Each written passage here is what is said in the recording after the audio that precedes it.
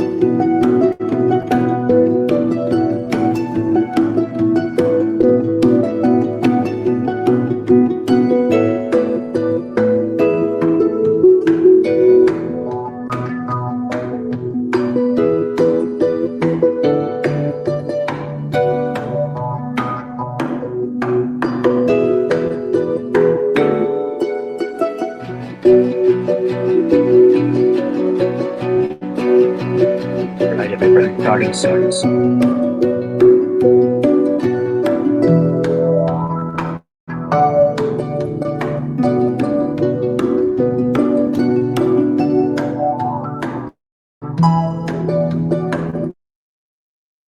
Hey everybody, it's me, the viewer. Now let's get spicy and dicey. Huzzah!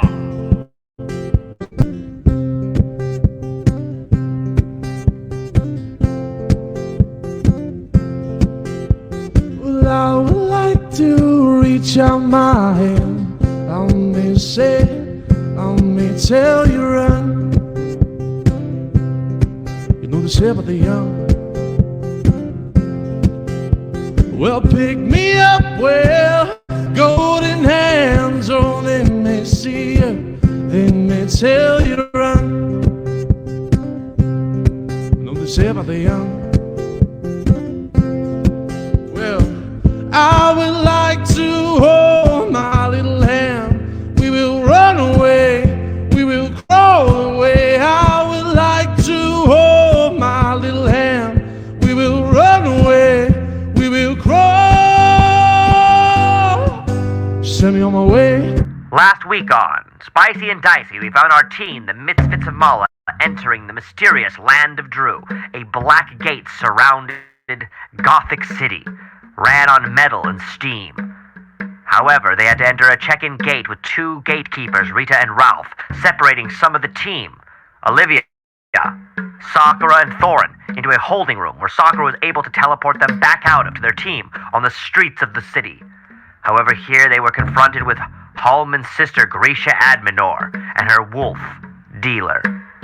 They, however, were then drawn out from the shadows as she turned to their friend Warpnipple as he entered to the gates himself looking for the rest of the group. They then were all teleported to a stadium to participate in the games before her wedding, where Sakura and Thorin had to fight a robotic steampunk assassin, followed by Warpnipple and Hallman fighting a large robotic T-Rex. They all won and were invited to the wedding. Now, what will happen this week on D&D? See, I'm not going to do anything special this time. It's just a D&D, like a regular one. Just, regular. Nothing too extreme. Yeah, I'm not gonna do it. You better do the D&D right now or I will leave. I swear to God. D&D! There we go. All right, there. There he is. Now we're All right. playing. All right. Now I'm Now we know. satisfied. Now we know what we're here to do. All right, Let's everybody. do it. Thank you for sticking out with us. If we have any technical difficulties, everybody, welcome back to this week's Twitch stream of Spicy and Dicey's episode of the Misfits of Mala. We're going to continue exactly where we left off last time. And some people were gone, as our friend Cyrus here and our friend Nick Kane here, unfortunately, couldn't make it last week. However, your characters were fine. Don't worry. Well, kind of fine, as the whole group was teleported into little cages where you guys were subjected to be part of a games so I guess you could call them games or fights before the Hallsworth Grisha Admanor wedding. Of course, Hallman and Thorin and Warp Nipple and Sakura, you were awesome in your fights and you won and you conquered and you were invited to the wedding and you are currently in the audience in this beautiful kind of black metal large gladiator stadium that you guys are in, full of the people filling up from the city. It's of course kind of strange how it seems that it was all planned, and of course you learned from Olivia last time that she kind of sold you guys out. Delivered the group because she herself was worried about her own family that Hallsworth and Grisha had said that they'd taken from her. So that leads us to the next group right off the bat as we're in the stadium. Some of you can sit and chill while we go right into the next fight. We start immediately as I believe it was Warp Nipple and Hallman. You were teleported to the stadium after your victory, and you fall into your seats, Hallman, as you kind of take a seat there, and you look up at your sister after the exchange you just had after your battle. However, it was announced that Pippa and Nicaine, you both are up next to fight, as the announcement over the through a kind of a magic projector, the thermadry, if you will, shoots it off into the crowd.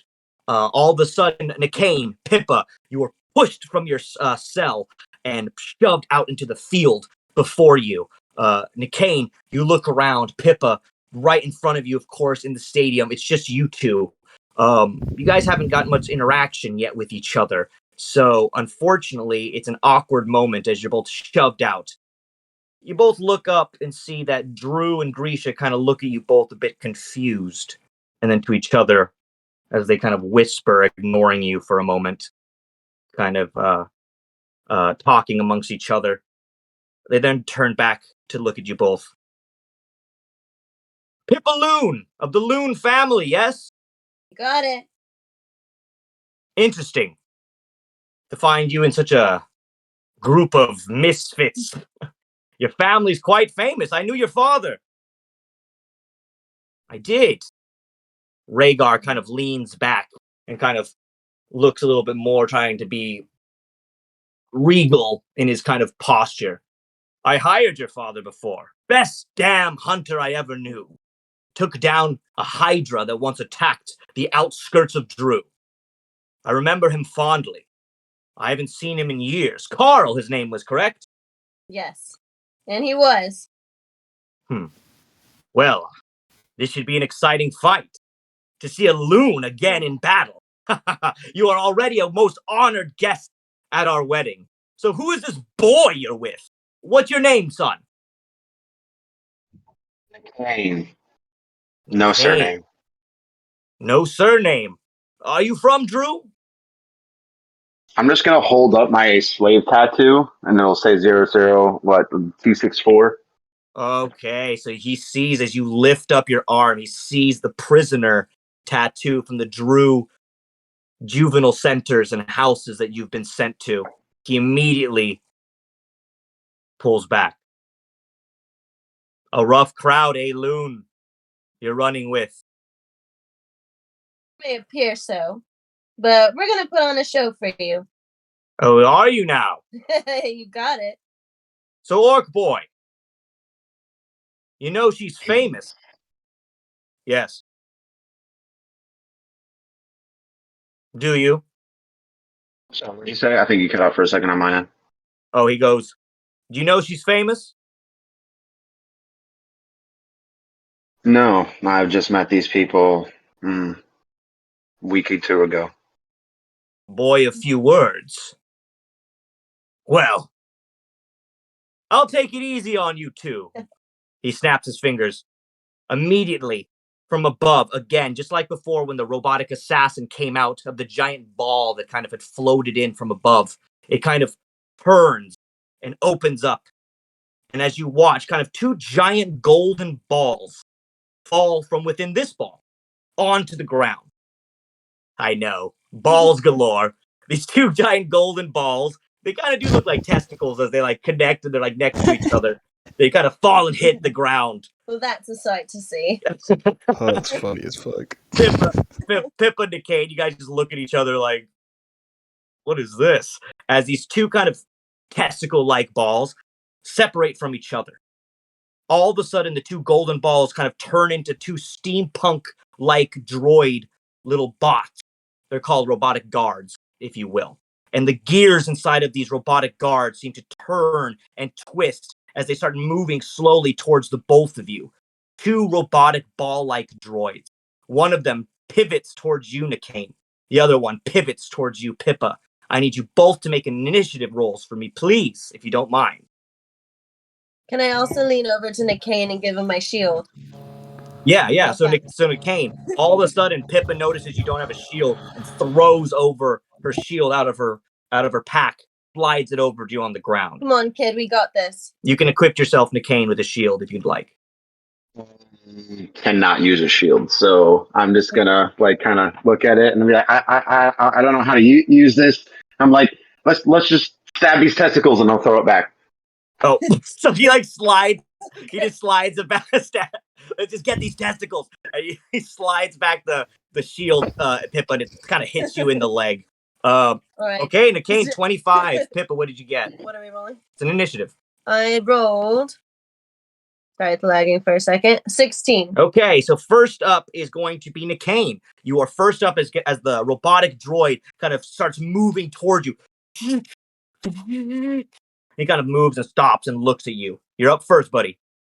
Look back at Pippa, and I'm just gonna be like, stay back for a second, and I'm gonna run straight up to it. How far is it away from me? The robot, let's just say, just like the other ones that were dropped in, they're about 10 feet away from you right now. 10 to 7 feet.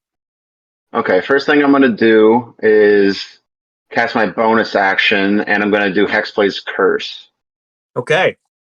So, a creature within 30 feet of me for 1 minute, unless a dizer is incapacitated. I get a +3 bonus to damage rolls, and if I get a critical hit, it crits on a 19 or 20, and I regain 6 HP if it dies. Fantastic. So add that, keep that in mind. Remind me if I don't remember. Awesome. So you cast that, you start to glow, of course, with your magic. Pippa, you haven't seen this before with Nikane because you haven't really battled with him, but he kind of does this spell where you watch as this shadow kind of tentacles kind of like seem to shadow wrap around him and power him up. Remember, Nikane, as this happens, your shoulder kind of stings, but you feel that extra power that you got from that bite, that 6+ to your strength. And you kind of go up and your eyes kind of turn into a slit, reptilian-like slit for a second. Pippa, you notice this happen as others don't. But Nikane, your eyes change to a almost raptor-like eyeballs as this happens. Nikane, what else do you want to do? I follow up by casting Arms of Adar at 2nd level. Awesome. So your kind of tentacle shadows pull from your body and swing. You are able to damage at 11 damage to the first grunt robot. Yeah. And so if he is, that's a spell. So if he's within 10 feet of me, if he moves, I believe, let's see, on a failed save. So he has to make a strength saving throw and beat a 14. Okay. He did not. So what's that? So it's 11 damage, and let's see, he can't take reactions until his next turn. Okay, damn. All right. And then I'm just going to back up like another 5 to 10 feet. Well, like 10 feet. Okay, cool. I'm just going to comment and say, God damn, Nikane, you were full of surprises. That was awesome. So the tentacles just kind of spam, slash, and hit this robot thing as he takes the damage and knocks down. It seems stunned for a moment. It kind of like starts to stop for a moment. Nikane, you hit it pretty good. Okay, good job. What's up? That's the rest of my turn. The robot grunt is up next. He kind of pivots towards you. However, he can't take any big reaction. He kind of moves it closer to Nicaine, moves closer again. That's his first action. He's about 3 feet away from you now. He's going to try to do a bludgeoning attack and goes to hit you, Nicaine. He has to beat a 17. He does not. So he kind of swings at you. Zoom. Zoom. And of course, the robot's fist as you dodge Nicaine as this gold and bronze robot just swings in your direction. However, he misses. Pippa, you're up as the other robot kind of pivots right towards you. All right, time to show him what I'm made of. So I'm going to use Chomps. Okay. And I'm going to throw him out of my Pokeball. So you summon Chomps. You kind of take out that stone and you look up at Hallsworth as he kind of gives you a look. And you boom, out of your Pokeball Dimension Ball, copyrights, out of the Dimension Ball, all of a sudden a red giant T-Rex comes out of the ball. Of course, completely mind controlled by you, Pippa. Under your command, anything that you want him to do. This giant T-Rex just shoots out of this little stone. It kind of just grows big and it kind of looks down to you, like ready to take action. Pippa, what do you do? I want to do a backflip onto Chomps. All right, give me an acrobatics roll, I please. do have- Or athletics. Let's do athletics. Okay. So you do like a shitty backflip, and you like manage to land on top of the T-Rex. Like almost slip off or something. Yeah, you like wobble. Oh fuck! But you do manage to get on top of Chomps. And Chomps now can take a bonus action of 2 moves. So now you can move as Chomps as he's on the field. I'm gonna cheekily just yell to Harmon, "This is how you ride a T-Rex!" Yo, fuck you, Pippa. I'm sitting here. God damn it. I think Chomps just likes girls. He just must. He's one of those type of guys. So Chomps immediately land on his back. He goes into position. Pippa, his little T-Rex arms in the front. He kind of looks down at the robot. What do you want him to do? I want him to use his bite if he can. Okay, you got to beat a 15 here. Let's go with the Chomps action. He's got a +7 on his strength of 25. Oh my god, this T-Rex is a strong boy, and he hits. So okay, so he takes 33 damage. God damn. It's an automatic with a T-Rex bite. You can either roll like 3d12s plus something or something, or you can go 52. plus like something, or you can go with an automatic 33. It's crazy. So anywho, so she hits at a 33. You bring the first robot, grab it in your jaws with Chomps. I want him to aggressively like swing it around. You just Pippa, you just draw on the top of this T-Rex. Kind of just like Bowser from Mario recently. He just takes it in its mouth and starts swinging it around like that, pulling its best Jack Black. Peaches just starts like swinging it around, and it's like crunches it. The robot bends and breaks. Let's see, he needs to roll and beat a 13 to get out of a glass. No, a 17. And he's grasped. So now the robot can't move as its next action. So the robot, unfortunately, is caught between the T-Rex's jaws. As Pippa, you wiggle it around and it can't move. Nicaine, you're up. All right, I'm just gonna run right up there. And let's see, we're going to cast Booming Blade. It's a cantrip. Okay. I clicked the damage dice on accident. So let's see. When they're within 5 feet of me, before the spell ends, if he moves, if he moves at all, he'll take 1d8 thunder damage. Oh shit! Okay. If he willingly moves 5 feet or more. All right, and then I will just hit him with my blade. I'll put it right up into his abdomen. Okay, you have to beat a 15 here. All right. You get a plus, obviously. Okay, so you don't hit on that one unless do you get a plus another 2 you said on your hits? That's only on damage. Is a +3. Okay, so you don't hit on that one, man. So you try to go for him. Unfortunately, you just scrape by the metal as it kind of swings with your dagger and does not hit, unfortunately. But the robot, once again, as it tries to do a move, it takes how much damage? It takes 5 feet or 5. Let's see. Sorry, 1d8 thunder damage. 1d8. Okay, so let me do a d8 here, and it takes 6 points of damage. Okay, so that robot takes 6 points of damage. It's stunned. It still has like it can't do its reaction to that at all. So it's kind of stuns again into electronic shock. And it tries to do a swing at you again, McCain. Let's see if this robot can do it.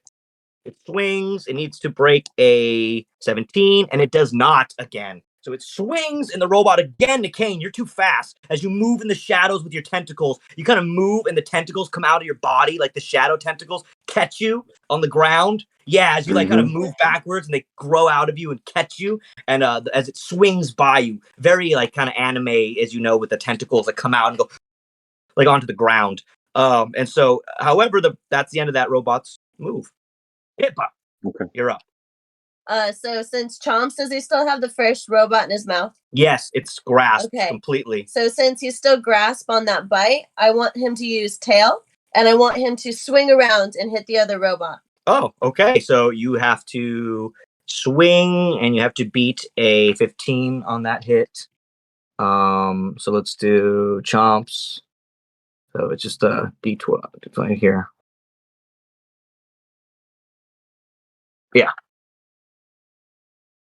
No, you did not hit on that one. So he swings his tail. However, you do not hit the droid. However, you can still make another action as Chomps if you want, or as Pippa, either one. Can I try to just swing him with his tail again? Yeah, sure, go for it. So yeah, He's gonna do like a double spin. He misses the first time, so he's just gonna do this dramatic, like, okay, second time around. And you hit that time. So you hit the first robot. And he takes, how much damage is that exactly? That is an automatic. Sorry, everybody. We have to read on Chomps' stuff really fast. 20.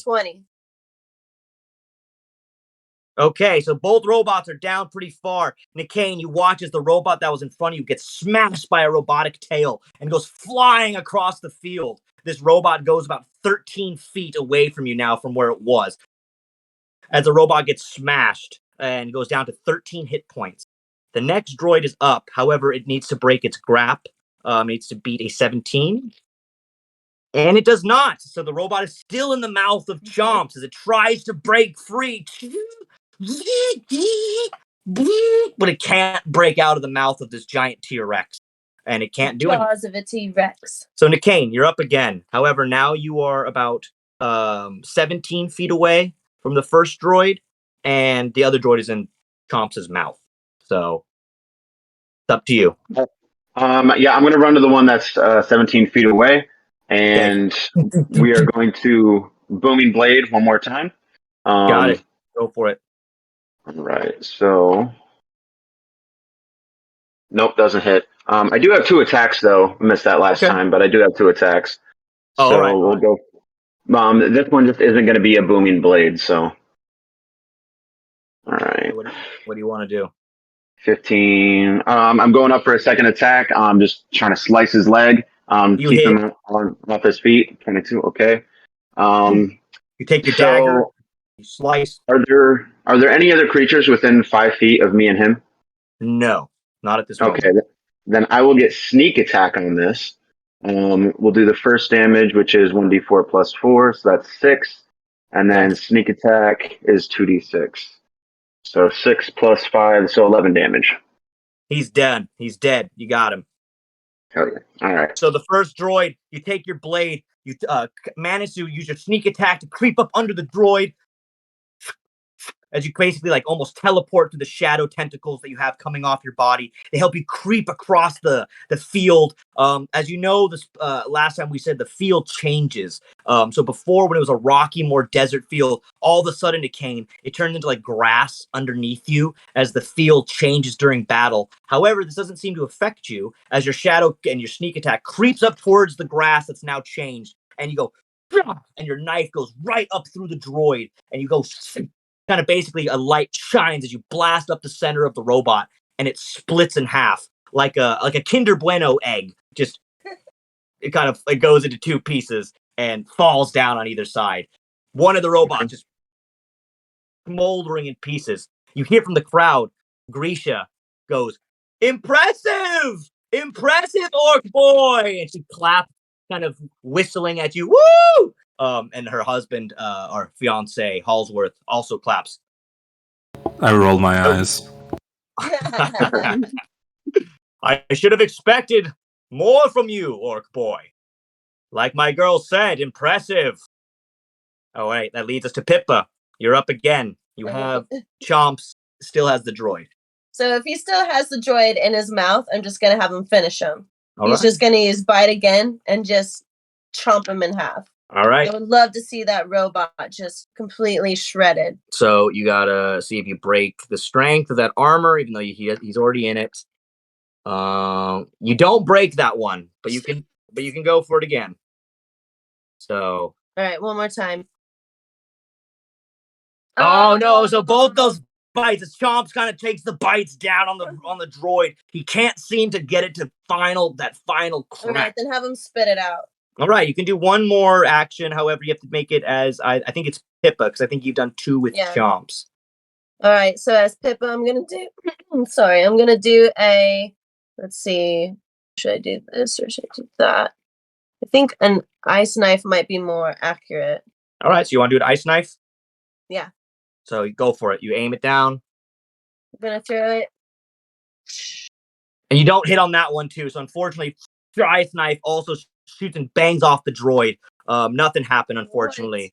So the robot here needs to roll to get out. He does not. The robot, fuck. Just in a stalemate. So the robot just stuck inside this fucking T-Rex's mouth. His Chomps just bashes it around still. However, this brings us back to Unicane. You're up.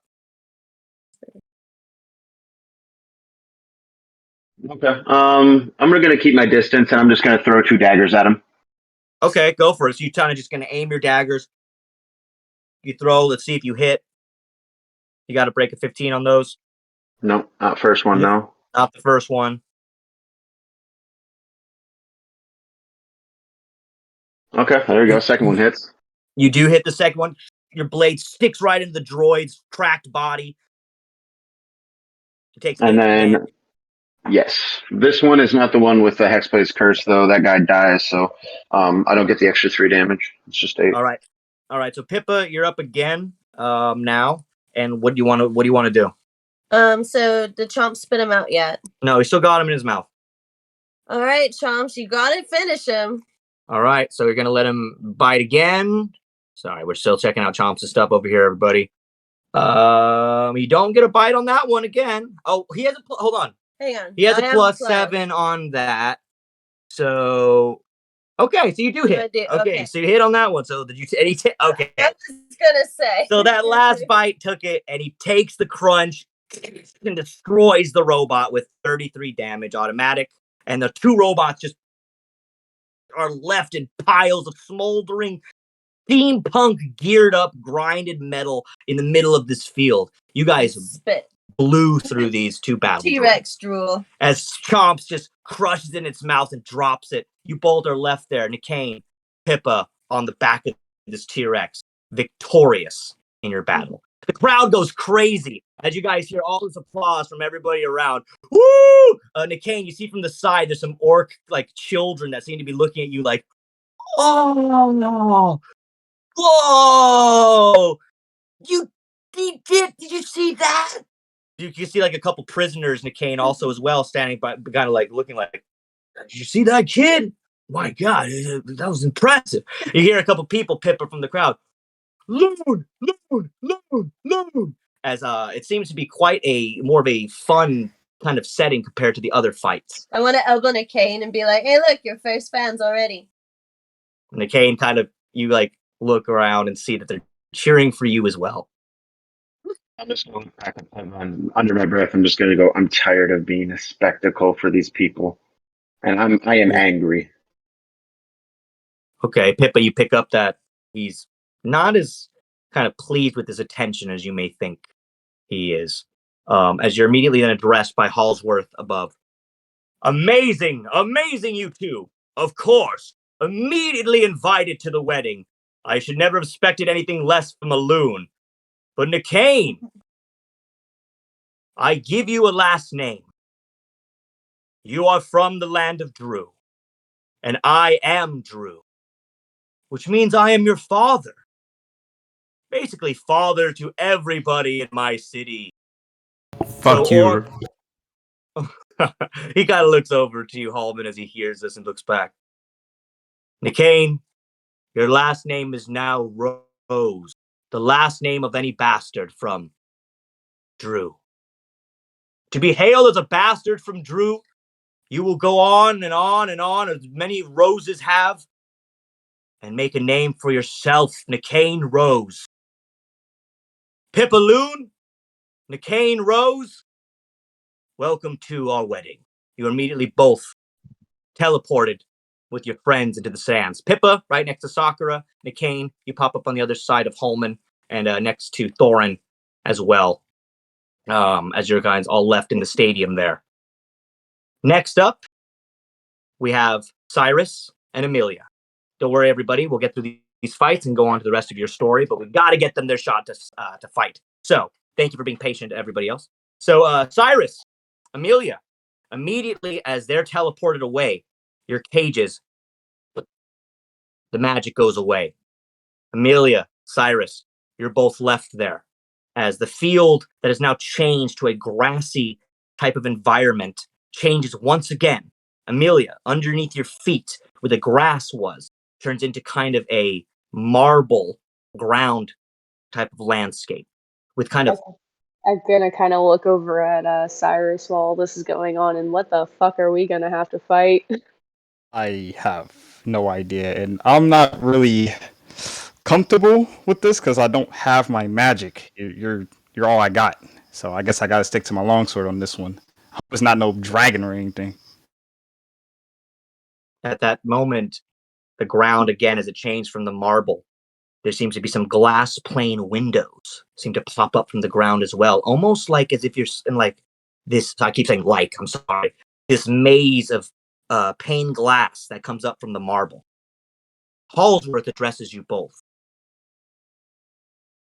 Amelia Blackthorn, you work with my brother, correct, over in Ulrich? I do. I've heard you've made the city quite an amazing place. It's an honor to have you in mind. To be honest with you, I'm tempted to try to take you away from Ulrich and bring you over to Drew. Sounds like you are somebody to have on their team. The city is better because your horrible father is dead. He kind of leans back. Can I fist bump her? I start slow clapping. Cyrus, can you take this moment to get a little fist bump in between you two? And he looks down. Good shit. I respect that. Respect. Yeah, okay, so at that moment, Hallsworth kind of then leans back again forward. My father was a great man. Yes, he made some decisions I wouldn't have.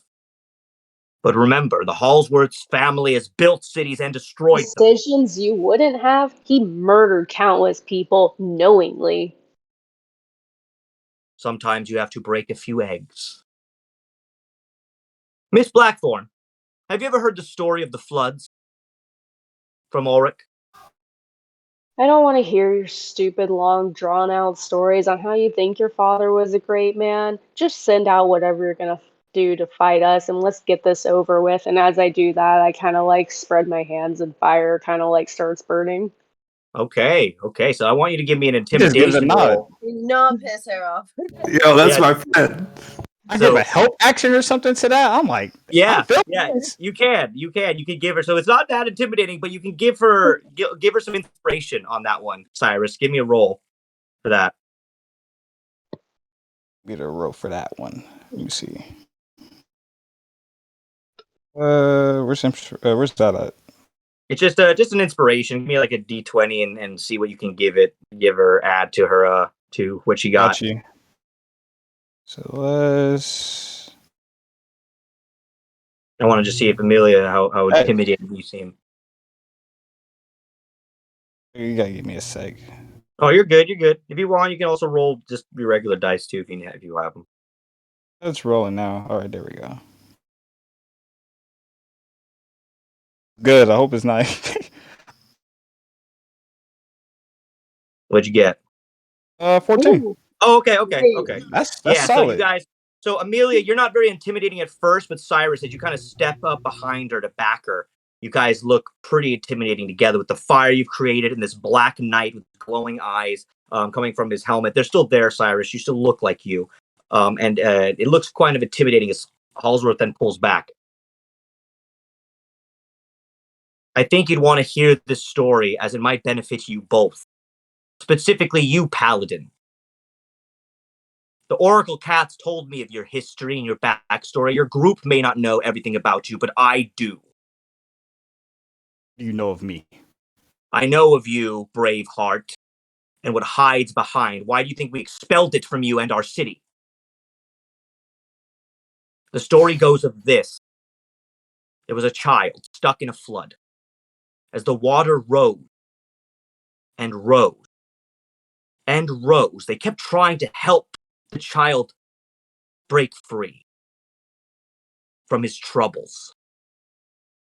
Nothing happened. The child drowned. That would never have been my father or my family member. Do you know why? Because I would have told them to chop off my foot before I was stuck to drown. Sometimes you must cut off the weak to succeed. Like a melanoma. Well, I Miss guess Black. we'll start on cutting you out. Since you're weak. We'll see how strong you are, Miss Blackthorn, and if you're really worth helping a city. You see, we might have beasts of metal here in Drew. But just like anywhere else, as you can see by my fiance's pet, we like animals too. I'm more of a cat person. I don't know about you, Miss Blackthorn. But one of my pets is not doing so well. In fact, we have to put it down, or maybe you can do it for me. At that moment, a gate opens before you two, and out of a large cage, a giant Drew Bengal tiger is released into this glass domed arena you're fighting through with the marble ground and the glass kind of pillars coming up from the ground. You see as this giant tiger kind of makes its way from about 20 feet across the field to both you, Cyrus and Amelia. Give me initiative rolls, please.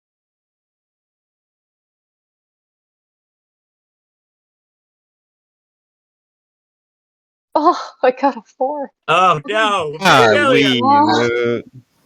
All right, come on. Talking all that shit and rolling a 4. Let me put it on. Let me put it on. All right, it's 11. It's Okay, whatever. well you're gonna go first then, Cyrus, as this tiger makes its way through the field. It's 20 feet away from you, Cyrus, and there's a glass pillar between you and this tiger, about halfway in between. So at 10 feet, there's a glass pillar between you. So Cyrus, you're up. All right. Ah, fuck, bro. I can't use my magic. I'm about to run up that distance. Can I like go around the pillar and run up on it? Yes, sir. You have that type of speed. So as you run, Cyrus, we see as this paladin, Amelia, you just look at your friend as he looks to you and takes off. He runs towards that tiger, and you make it. How far do you want to run to, Cyrus? I want to at least just run up to like 5 feet away from it. Just 5 feet. 5 feet. Okay, so 5 feet away from it. You take your move. You run past the pillar.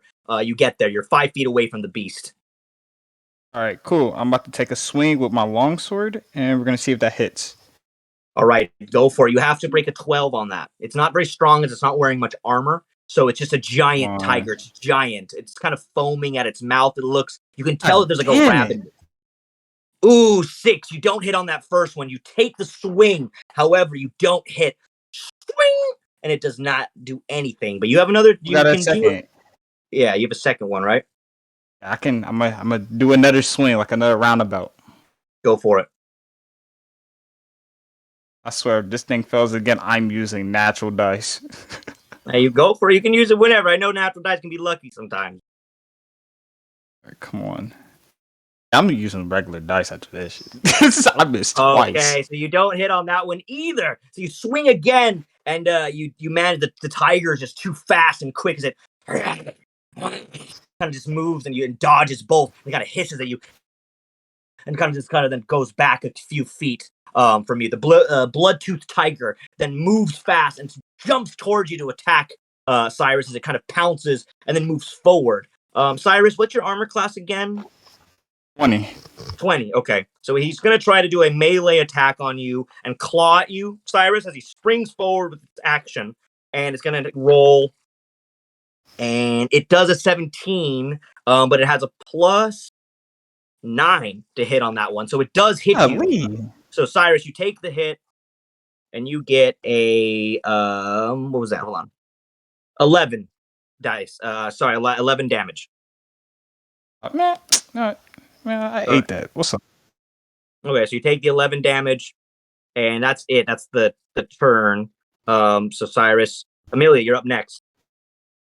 So He's selling on this next one. is the tiger like being aggressive towards us, or is he just making us fight the poor kitty? The tiger is pretty it's pretty aggressive. Yeah, it's I want to say, unfortunately, Amelia, it's a tiger that's kind of insane. It's not well taken care of. It's aggressive. It's like rabid, if you will. I'm gonna let you know now. Like, how dare you make me fight a kitty cat? And please forgive me for what I'm about to do. Fuck him up, Amelia. Come on! It's a blood kill me. tiger. It's a Drew tiger. Don't kill me. I'm not gonna. Thorin, you're being quiet over there, John. I need your support, man. I need your support. I trust you, but please You can probably do it. You can probably do it. Probably do it. Have no faith. What do you want to do, Amelia? So I'm going to cast Scorching Ray, so it throws 3 rays of fire at the target within range. Okay, I got to make a dexterity throw, right? Or Yeah, I just roll to hit, and Okay. I got 12. Okay, do you have any pluses on that too, or no? Or is that it? That was just a +8. Okay, so you got it. You got it to hit though, because it has an armor class of 12 anyway. So what's the damage? You burn the tiger. You manage to shoot your flames as it bursts in front of you, and the flames kind of goes around the glass pillar. The heat takes it, and it takes 9 damage to the tiger. It kind of takes the blast. You watch as this fur kind of singes Amelia. You can do another attack, however. Let's go for another Scorching Ray. Okay, so you do another blast as you shoot out another blast. Let's see if you hit. I'm going to literally die. I literally got a 10. Okay, so you don't hit on that one. So you shoot it out. It does not hit on that one as the flames go around the pillar, and they do nothing. Cyrus, you're up next, man. All right, and I'm rolling with my dice. Oh my gosh! Please roll with your dice. All right. Just be honest, everybody, with your dice. I'm be very honest with you. 20. Okay, let's go. Every roll. I got 18 plus 5. Oh yeah, we hit. Okay, yeah, that's a good one. Yeah, for sure. And what's the damage on that one? With your sword, you swing. All right, and then I'll roll for damage on the actual.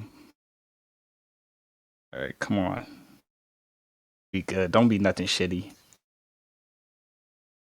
It is what it is. And 6 damage. Okay, all right, I got 6. I got 6. That's not All terrible. right. That's not terrible. And then I'll go for my second swing. Go for it. He's down to 65 damage, so you guys got another Right. HP. Come on. All right, come on. What'd I get? I got a 14.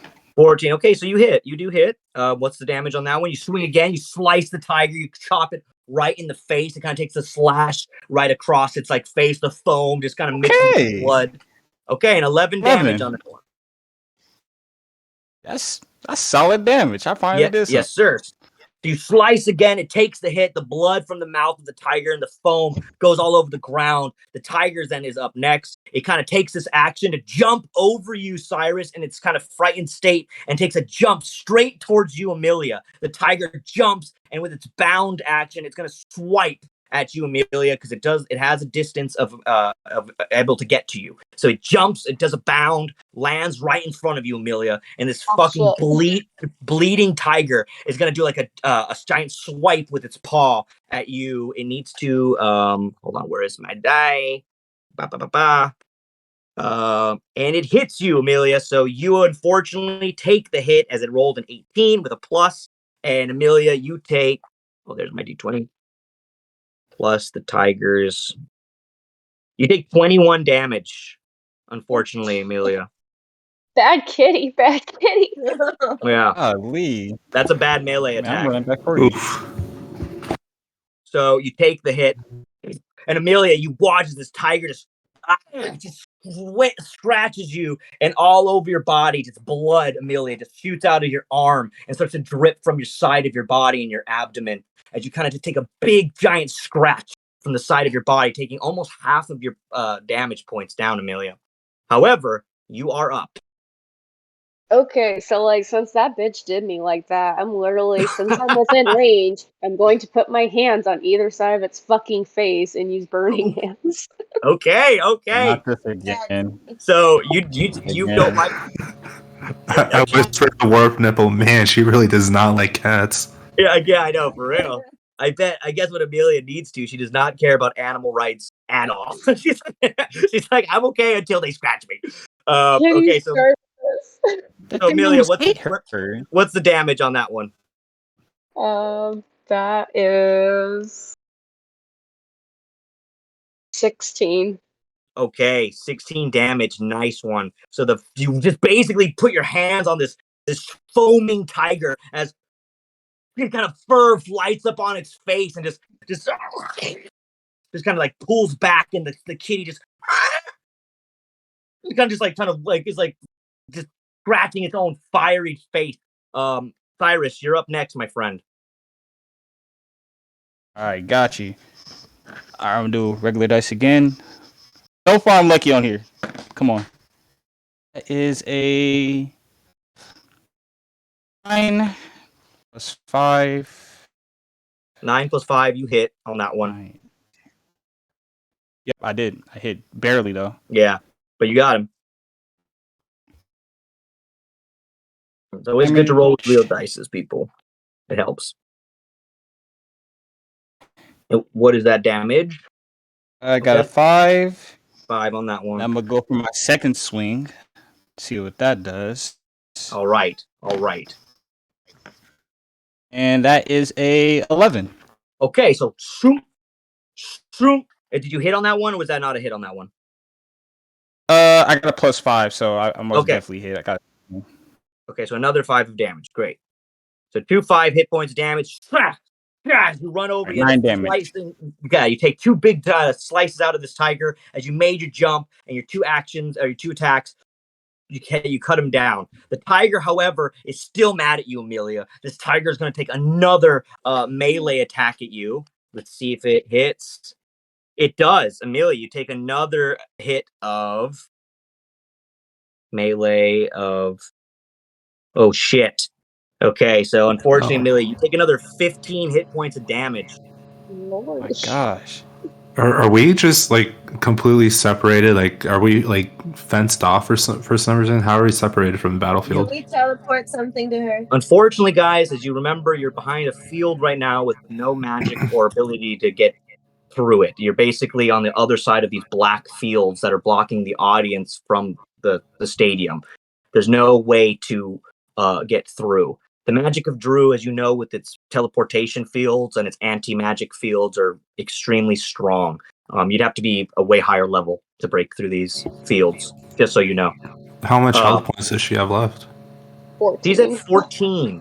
But the Blood Tiger is pretty low as well. So, Amelia, you are up next, however, though.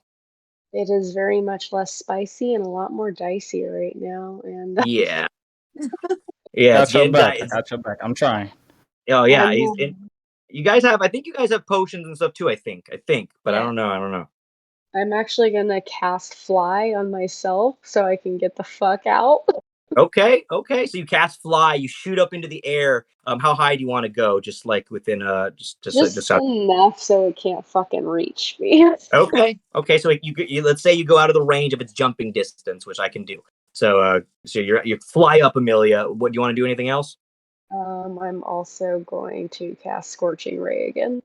Okay, so you shoot up as you hold your bleeding arm in your body as the blood drips down from below. Cyrus, you watch as some of the blood from her drips on your armor as she shoots into the air. It's kind of leaking out of the side of her, and the blood comes down from the sky onto you, Cyrus. Amelia, you have to beat a 12 on that one. 16. Awesome. So you definitely hit. What's the damage? It does 4. 4. Okay, not the best, but not terrible. And so you did that. Fantastic. So Cyrus, you're up again, man. All right. We're gonna do the same. We're gonna do the same thing. Hope it works. Okay. All So right, come on. you take your blade again. You pivot towards the tiger. It's kind of still focused and looking up at Amelia. She floats above you guys. What did you do? What'd you hit? 12. 12 plus 5. Fantastic. You definitely hit on Yep. that one. Give me some damage. All right. Think with regular dice. My goodness. I got a Okay, 10. so 10. Fantastic. And then I'm going for the second. Okay, you got him. You're almost down. Him Come and on. Amelia have the same health points right now. The tiger and Amelia both at 14. See if you All can right, bring him 14. down. I got 14 on the die. 14 on the die. Okay, so you got it. You hit him. See, if you roll real Okay, dice, come on. people, by the way, I think the computer sometimes makes you guys not have higher numbers on this app. Sometimes real dice. We got him. You Oh, he's got done. it. I got him. Okay, so Yeah, I that's finally plus. finished it. All right, he's got 3 hit points left. Or did you have a plus on those two? So I got the first damage was a 10, and then the second was 11. That's all I got. Okay, yeah. So he's got 3 hit points left. 3 hit points. So the blood tiger's up. He kind of takes a step back. It's woozy now as it's falling. It's like not doing so well. It kind of looks up to you, Amelia. It tries to, with its first action to do a jump. However, the blood tiger misses as it jumps up to swipe at you, Amelia, from above. As the blood starts to land on its face coming out of you, Amelia, the tiger then, however, does a step back and tries to then take a step away from you, Cyrus, as it moves back about 10 feet away from you. Amelia, you're up next. I'm casting Firebolt. Okay, go for it. What do you gotta hit? You gotta break a 12, I believe, again, obviously. You hit at a 12. You did it. You hit. So you're gonna definitely get him out. What's your damage? 11. Fantastic. So Cyrus, you watch as you kind of take a step back, and Amelia, you killed this kitty as you take a shot from above. And I'm sorry to make you do it, Amelia, but you just shoot a fireball at this tiger and you put it out of its misery as it kind of engulfs in flames. And Amelia, you stop the flames shooting out from your hands. And Cyrus, you and her both watch as this kind of smoldering skeleton of this tiger is left there just in the middle of the stadium. As this happens, I kind of like float back gently to the ground and then just kind of look up at Halsworth and be like, oh, you're gonna fucking pay for that. Okay. I All right. help like assist her down just in case she's like maybe wobbly from like Yeah. all the balls. Yeah, good one. You're quite chivalrous, as we all know, Cyrus. You kind of are really good with helping the ladies here. And as Amelia, you float down, Cyrus. Yeah, you definitely like help her and steady her as she's bleeding out from her arm and her side. Amelia, you're still in a pretty bad way right now. Halsworth looks at you both, and then looks to Grisha. Well, thank you with dealing with our pet problem. Beats taking it to the vet, eh? Now, Terrible. You're just terrible for that. That's not even right. look, you're invited to the wedding. I don't want any trouble. Miss Blackthorn, you will be treated as a guest, an honored guest. let's say as a diplomatic gesture towards Ulrich. What do you say?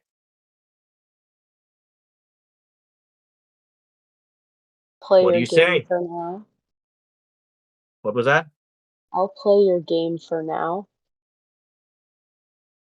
No game, just an invitation. At that moment, you guys are once again immediately teleported to the side of the stadium where the rest of your friends are. The crowd all goes wild. Hallsworth, you guys, by the way, fantastic group, everybody. You guys everybody, just so you know, you all just leveled up. So you can all choose one of your classes that you guys have, and all of you guys can choose one of the classes and level up a level in them. Just one class, though. So if you are a dual class, just pick one of your classes, and you can move up a level and equip yourself with new things.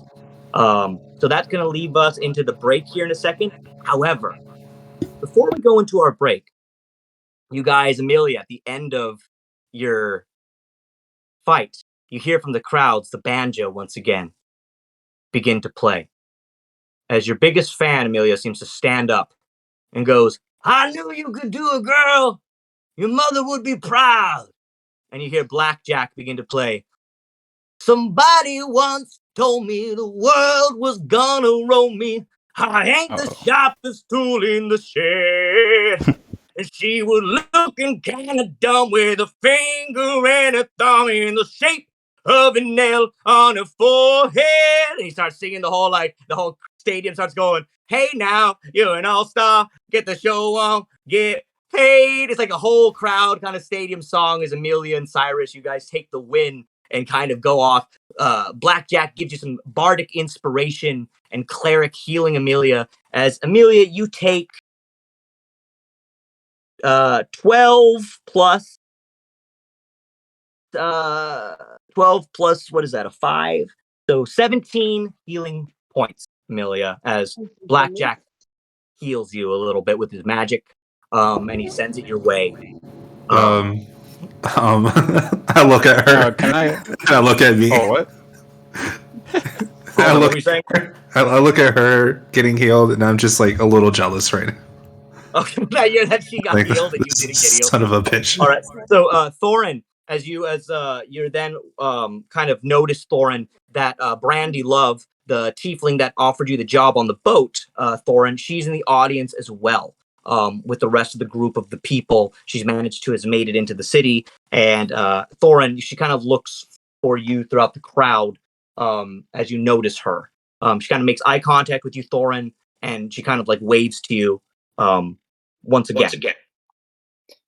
I kind of nod at her subtly, like I'm not sure if I don't want people to know that I'm looking at her specifically, but I just kind of make eye contact with her and nod. Does she like motion me in a particular direction or anything? No, not yet. She's just making sure that you notice that she's there and you see her. She's not like gesturing you to come over or anything. She's kind of just being like, "Hi, like I'm here. I'll see you at the wedding." Okay, yeah, I make eye contact with her and smile then. Okay, so Thorin, you take that interaction with Brandy, and it's good. She sees you and she notices you, and you can tell there's going to be a further interaction. You don't know what it is yet, Thorin, but it is an interaction. She wants to talk to you. You can kind of get that vibe. At that moment, the rest of you, before we go into this break, something special happens as Hallsworth says, "We have one more battle. We're all going to watch as we have some new friends that were caught trying to enter the city. Miss Blackthorn," as he looks to you again, Amelia, "one of them says that they know you. Let's see if your friends are just as good as getting out of a situation as getting into one. May I present the FPC?" At that moment, the gates open again, and you all watch. Amelia, can you give me a perception roll, please? I don't like where this is going. 1 second. Actually, Sakura and Pippa also give me a perception I roll. got 20. Oh, 20. Okay. So, Amelia, as the gates open, your heart drops as you and Pippa and Sakura, whenever you have a moment, give me a perception check. You and Pippa both immediately recognize this team. Amelia, as your heart drops, you see that in the center of this team is a very familiar young man. He sports a black gas mask, black coat, and a hood with kind of purple glowing magic coming from the eyes. To the side, Sakura and Pippa, you immediately notice your friend Foxface as he steps out with this group. His kind of outfit is different because now he wears a full type of black suit, type of tux more so, not the same kind of trench coat and blue suit he was in before. Now he seems to be more like a James Bond, John Wick kind of looking attire, if you will. And then on the other side of them, Sakura, Pippa, and Amelia, and Thorin. You notice another friend of yours with Pete, the small monkey warrior who you met in the treetops. All three of them are together as they enter onto the stadium field. Foxface looks up at Hallsworth. You fucking piece of shit. You said we would go into a fucking wedding. Pete goes, don't piss him off even more. Don't piss him off even more. Connor goes, what do you want from us, Hallsworth? So in the meantime, I'm just like traumatized over here. Like, I don't know what the fuck's going on. I give her a You're- bit of comfort. I don't know what's exactly going on, but I can tell that she's obviously distressed by this. Pippa, Sakura, you both look at each other and then towards Amelia as you both can visibly see that she's shaken by the sight of Connor alive again. The last time you guys saw Connor, he was just shot through the chest and killed by many arrows and left for dead in a smoldering fire on the ground. To see him apparently alive in the middle of the group of your old friends is odd. At that moment, Hallsworth kind of goes, let the battle begin! As you guys watch as then two more droids, again from the black balls above, drop about 2 to 4 more droids on either side of your friends. You watch spring into action as Connor uses some purple black warlock's magic and lifts one of the robots in the air and crushes it with his hand in like a telekinetic like blast like that. One of the robots just bends and cracks, flies into pieces. Connor then lifts up another one and does the same thing again. You then watch as Foxface takes out his pistols, shoots through some of the different droids on the field. They go through the robotic droids, taking them each out. Boom, boom, boom. Pete, your monkey friend, Sakura, looks to you and goes, Sakura! And kind of just like lifts up his sword. He kind of blows like a kiss to you. Mwah! And he kind of like then takes out his blade, and you see as this little monkey jumps from one robot to the other robot, stabbing his sword through their faces. He watches the team of the FPC take down these droids, seemingly no problem. Connor is then left in the center of the smoldering droid that he just took down and said, do we get an invite to the wedding yet? Hallsworth looks down.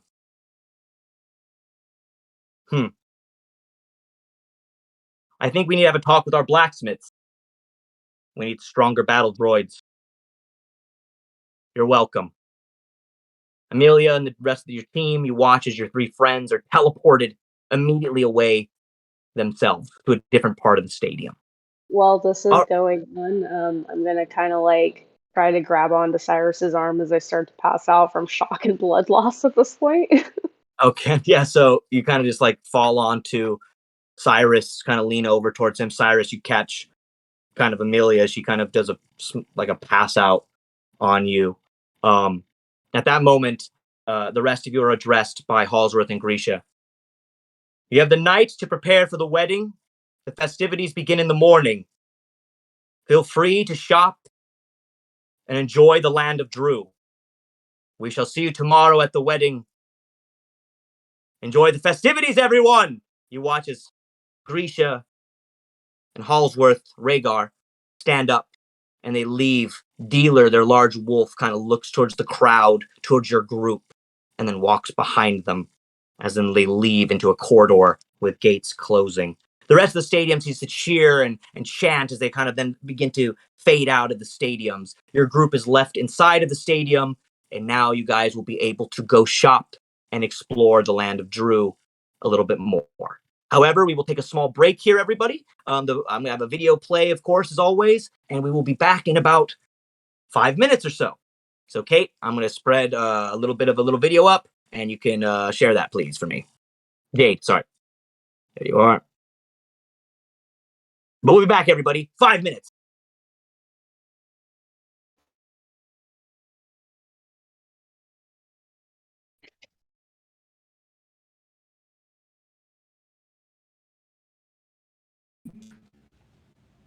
Somebody once told me the world was gonna roll me. Oh, I ain't the sharpest tool in the shed. She was looking kinda dumb with a finger and a thumb in the shape of an L on her forehead. Well, they start coming and they don't start coming, and it's back to the rules, and I hit the ground running. Well, I didn't make sense not to live for fun. Well, my brain got smart and my head got dumb. So much to do, so much to see, so what's wrong with taking the back streets? You never died if you don't go. You never died if you don't go. Hey, now you're a star, get the game on and go. Play your way now, you're a rock star, get the so on and get paid, and all that glitter is gold. Only shooting stars break the mold. I'm a blackjack and this is a bando. Thank you very much.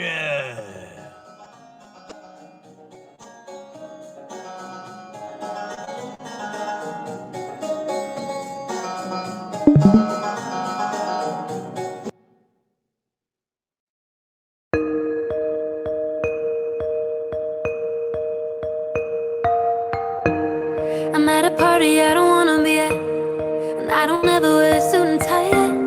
Wondering if I could sneak out the back. Nobody's even looking me in my eyes. Then you take my hand, finish my drinks, then shall we dance? Hell yeah. You know I love you, did I ever tell you? You make it better like that. We don't fit in well, we are just ourselves. I could use some help getting out of this conversation. You look stunning, dear, so don't ask that question here. This is my only fear that we become. Cause I don't care when I'm with my baby, yeah. All the bad things disappear, and you're making me feel like maybe I am somebody. I can deal with the bad nights when I'm with my baby, yeah.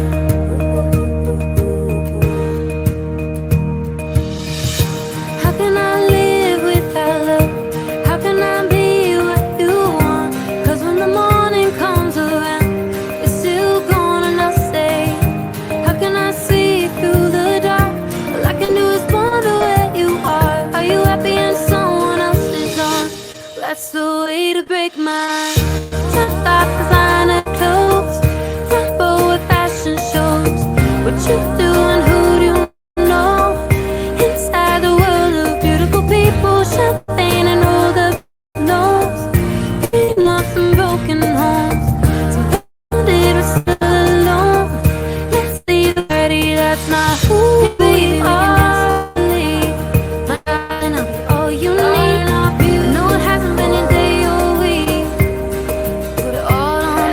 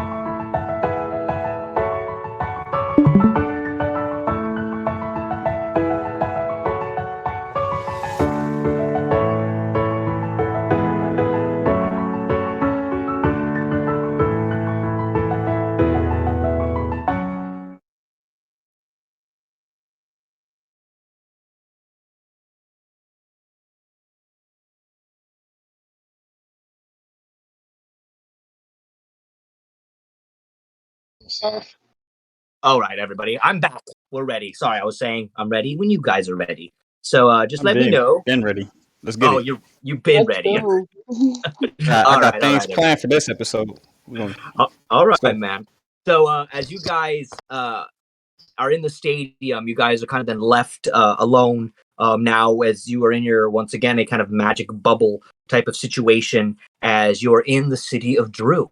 As you know, the city of Drew is a large, metallic, dark, kind of gothic city with different shops built into the walls upon different levels of stairs, kind of cathedral looking towers that go to the top of a lot of the buildings, and many things to do here. A lot of blacksmiths, a lot of weapons, a lot of things you can purchase, buy, religious temples, it seems. Different bakeries and clans of different type of tribes living inside of these walls. So let's start with you, Cyrus. I know that you wanted to get some stuff done and you weren't here last week. So we're going to start with you and go to then Thorin next. So Cyrus, what would you like to do? So at this moment, he'll probably he's gonna gently put Amelia next to Sakura because she's the only one that can heal her fully, or at least keep her under care. And he's gonna turn to the group and say, "I'm going to be leaving for a little bit. I need to go situate this freedom I have of being away from the Hound, and maybe going to these temples and going to a new god that can help me get my powers back in a positive way, can help me better suit for you guys. I can't stay like this." Well, if you need to go, but if not, we're here to help you. So I'm sure whatever, you know, I don't know what I'm trying to say. We're just here as a group, and we think that's best. But if not, you can enjoy your fun with us. I normally would take that, but I'm starting to find out who I am again, and kind of like the fact that I have free will. Hellman, do you know if there's any temples nearby? Since you have been here before, obviously. I know there's like a few temples. I'm not sure which one you're looking for, but Warp Nipple kind of interrupts you here, Hallman, and goes, "Wait a minute. Didn't the kid say something about religion?" You should go to the Squid Temple. Yeah, The the squid. Squid Temple. Yeah. Oh, They'll teach you okay. everything you need to know. You know what? I'll take you. You Okay, guys, let's go. you watch as Nicaine, you kind of eagerly grab Cyrus's arm and then kind of begin to lead him out of the stadium. The rest of you watch as Nicaine seems to get excited at the sound of the temple of the squid and the shadow squid, and starts to begin to lead him. What do the rest of you guys want to do? Cyrus, I'm assuming you want to go with Nicaine, yes? Yeah, and I'll just wave goodbye to Sakura and everyone else. I'll be back soon. I gotta get through this. We're gonna meet up. Where's she come back to? What'd you say? What? Sorry, say that again. Where's she come back to? Where are we gonna meet up? Oh. yeah, do we have a room or something?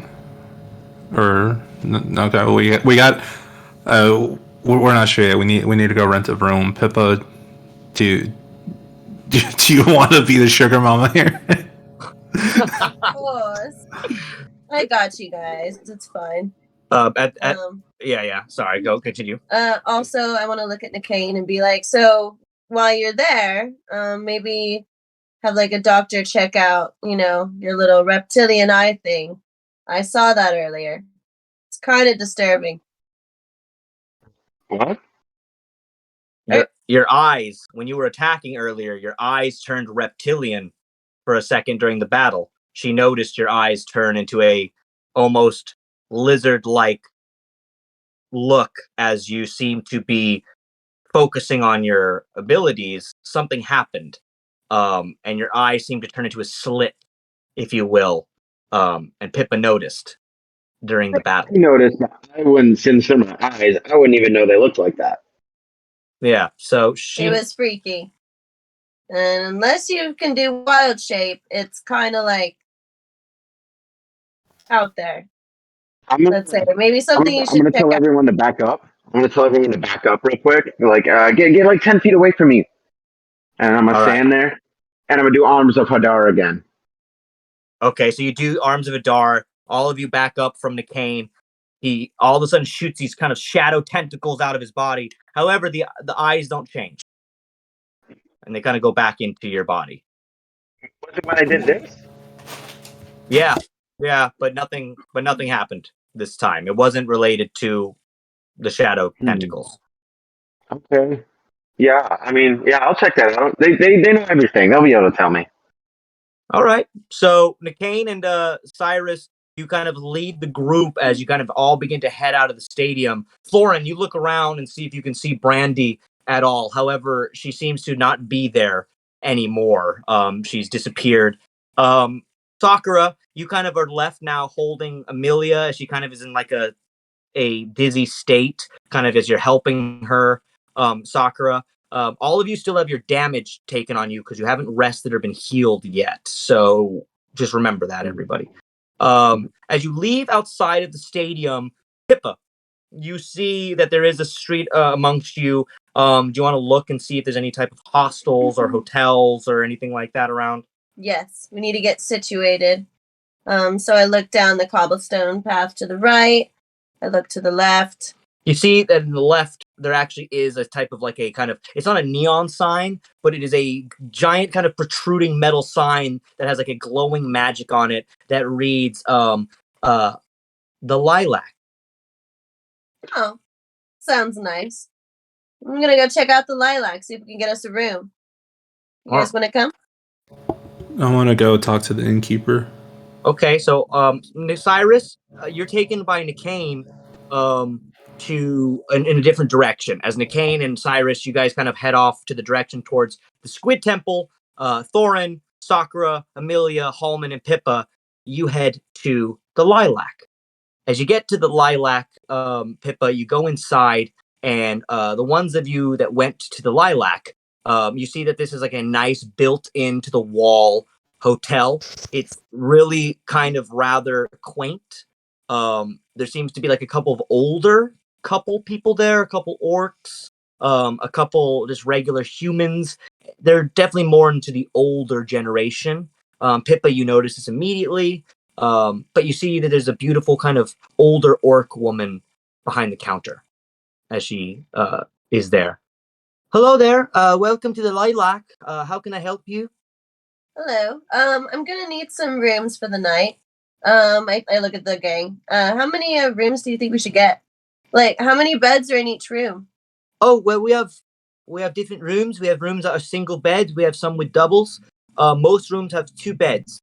It looks like you have a larger party. There's 1, 2, 3, 4 of you here now. 5 of you. Is there any more of your party? We have 2 more. Oh, all right. So okay, so you got about 8 total. So that would be about 3 rooms with 2 different beds, I suppose, or 4 rooms, I suppose. All right, we'll take it. Oh, fantastic! So it's going to be a gold each, if you don't mind. Perfect. All right. So Pippa pays for you all as she puts down some gold. And for each of you, 8 pieces. Pippa will remove the gold from your stuff later. And you guys all get rooms. So as she kind of leads you, she's a very, once again, a quaint old, an older orc woman, not too old, motherly, and she looks to you all. Hello there. So my name is Lilac, and I hope you all enjoy my hotel. Please enjoy your stay. If you need anything from me, please don't hesitate to ask. And we do serve breakfast in the morning. If you're here for the wedding, I can let you know when it begins, and I can help direct you to where the location will be. Does that sound fine? Perfect. Thank you. Do you also happen to know like the closest shopping center you recommend? Oh, for shopping, well, there's a market. We call it the black market, not because it's dark or anything. It's just it's put into like a very black, dark hallway, so they call it the black market. You go there. They have many different things. It is a beautiful place, and there's so many things from weapons to potions to gowns and outfits. If you're going to the wedding, I recommend you shop and get something nice to wear. You want to look your best. Exactly. That's what I was thinking. So perfect. Amelia, you kind of are like groggily, like look at your outfit. It's all ripped to shit now. So he's like, you probably need a new outfit at some point. Sakura, you as well. Yeah, so like you're like kind of holding your like top a little together. Maybe I can find myself something formal, like a tuxedo covered in spikes. Exactly. Exactly. The woman looks at you, Thor, and she's like, I Oh don't my know, but gosh. there's many blacksmiths. They could come up with something. She kind of looks to you, Thor, and the like orc woman. She like pokes her finger on one of your spikes and goes like, and kind of like just like pulls back. All right. Well, once again, my name is Lilac, and if you guys need anything, please let me know. She goes back Well, to the counter. Lilac, I have a quick question for Would you. get anything for Cyrus? Yeah. Yes. Yes. Sorry, I just heard Cyrus. Um, where is the nearest execution spot, and where do they keep those prisoners? I was told Oh, I had made a deal with Hallsworth. I can retrieve my father. the prisoners will be held in Hallsworth's Tower. They'll be in the center of the town. You won't miss it. The Hallsworths love to name towers after themselves. There's one in Ulrich. There's one where the third Hallsworth brother is. I'm not sure exactly where he lives now, but I know that he has a tower. Um, Many Hallsworths out there with large towers. Perhaps it's a compensation issue for something, if you get what I'm trying to say. But I do know that you can find some of the prisoners there. So if your father's a prisoner, he'll be there. However, I don't think he will last very long. Something tells me he's going to be just fine. Oh, well, that's good to have confidence. So she kind of smiles at you, and then Lilac goes back behind her counter. As you guys all settle into your rooms, Pippa, Sakura, you kind of lay Amelia down. Amelia, you can take a short rest. So if you want, take a short rest and you can heal yourself. All of you actually now, this is considered a short rest. So if you want to, you can take a short rest heal. So feel free to add that to your healing if you guys have been damaged at all. Even And me, who's like being like dragged to the temple as we yeah, speak. well, yeah, when I consider short rest, I mean, you guys are like, it's not an action time. You have the ability to regain yourself, get some steam back. Your levels, your hit points can go back up because you're kind of resting as you guys are doing this. We're gonna transfer over to Cyrus and McCain. We'll get back to the rest of you guys at the hotel in a second.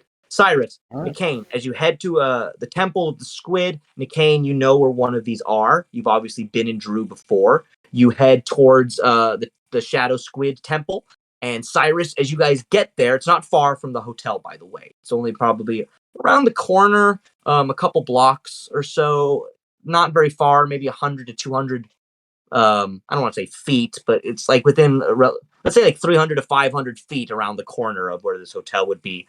You see an immediate one of these temples. Once again, built into the wall, like most things in Drew. However, Cyrus, you do make out that there is a symbol on the side of this building, and it is a shield that has a squid on it. It is a black squid, and McCain kind of excitedly leads you into this temple. And it's McCain, you kind of like lead him inside. Your mic's off, McCain, by the way. Yeah, I wanted to kind of talk to Cyrus for a second. Yeah, so I kind of ran away from here, being a slave. So they might not like me very much. I'm just gonna kind of shift my physique a little bit, and so I cast disguise self, and I'll just kind of I'm still gonna be like a young orc, nothing too special, but just take away like my slave tattoo, take away like the definable features in myself, just before I go, and walk up there with him. Just be like, yeah, they're odd, but they're a fun time. They know all about everything. They'll be able to help you. Okay. May I ask why you ran away before we enter in here? Yeah, I was a slave, so I escaped as a slave, and then I they took me in, but at a certain age, they just kind of like train you and make you work for them. So like I was their handyman, and I did logging for them, and I did chores, and I did all this extra work, and then they started sending me out to train and to work with magic and stuff. But they kind of want you to stay there with them because I'm not exactly free. So if they see me, they might try to take me back or just kill me. You know what? That's all I need to hear. Give me a second. I'm gonna take this moment to try to use like my passive ability to remember. Okay. Okay. So as you're remembering Cyrus and going up, like calling Nicaine, who's changed his appearance just slightly, up these stairs to this temple, Cyrus, you remember from your past, you kind of deep dive, and you do remember that in the West Kingdom, which is one of the only places you can remember in your history, that the Temple of the Squid was a thing. It is a predominant religion and seems to be in a lot of locations in the land of Mala. It is a known religion that even in the West Kingdom seems to be one of the more accepted of these religions. It doesn't mean it's like what you would consider modern day Catholicism or Christianity, or even let's say it's a little bit more odd, that let's say like a Presbyterian or a Baptist. It's like a branch off type of religion of like people that there are large groups of them. However, it's not something that like everybody's a part of. But just like or Mormon or something like that. If you met somebody, you're like, "Oh, I'm Mormon." Oh, okay. It's one of the, it's like very relatable as a religion. So Cyrus, you are aware of it, and it's nothing that you know of to be dark or malevolent that you're aware of. Okay. And does this also give me any information on maybe my previous patron, or is that all I get? No, that's all you get for now. The Hound hasn't mentioned it so far. Okay. This time we're just gonna walk straight in, and I'm gonna put my blade away, wipe some of the blood that's still on me probably, and make Oh yeah. myself presentable. Okay, so you kind of Nicaine, you turn back as Cyrus like wipes the Amelia blood that's like dried on his armor as he kind of like starts to try to scrape it off of Amelia's dried blood, and you kind of watch as it like just hits the ground before you guys enter the temple.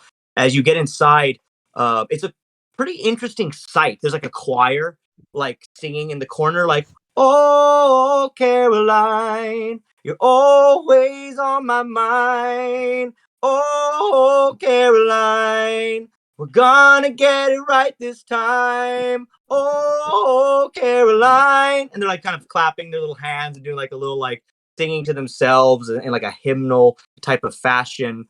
There seems to be a priest wearing like a black robe. It's an orc, and he has pointed ears, kind of slick backed black hair, and he kind of wears like a fancy robe. Nicaine, you recognize him immediately. This is an orc by the name of Lars. And Lars is a priest of the shadow of the squid. And he kind of stops his kind of choral arrangement as he turns around and looks to you both. Welcome! Welcome to the shadow of the squid. We are here to give you all guidance, patience, and peace. We are forever watchful, and he is forever watching us through the shadows. Welcome. How can I help you today, my friends? I think at this moment, just to kind of give respect, he gives like a slight bow. Thank you for your hospitality. I have a lot of problems, but we're just gonna get straight to it. Is there a way that you can give me a new patron, or at least help me connect to my old one? I'm not exactly the man who I used to be. And then I take this moment to take off my helmet to show him what I am now. Okay, so as you take off your helmet, he sees that you are an undead with your kind of glowing white eyes. He looks at your face. As handsome are you as you are, Cyrus, he kind of looks at you and inspects your face. Interestingly enough, he looks to you, Nicaine. Your friend is an interesting specimen. He kind of then Oh, looks he's back. hmm Yeah. Well, the shadow squid accepts everybody. I can't say that he would be a patron to you if you are looking for powers immediately gifted. They say that the shadow squid only chooses those who he deems worthy, chosen, the chosen people, if you will. And if you haven't been gifted by him, you may never will. However, you are more than welcome to believe in the faith of what he can provide. They watch you and gift you from the shadows. Take it. I just need something right now. I would normally try to press for whoever I was worshiping before, but time is the essence. I need this. He looks to you. Whoever you were worshiping before has let you down. But my friend, you will not find solace unless you want it from the squid. Would you like me to show you around our church? Also, we would love a donation. Uh, okay. I'll give him like one of my coins I got.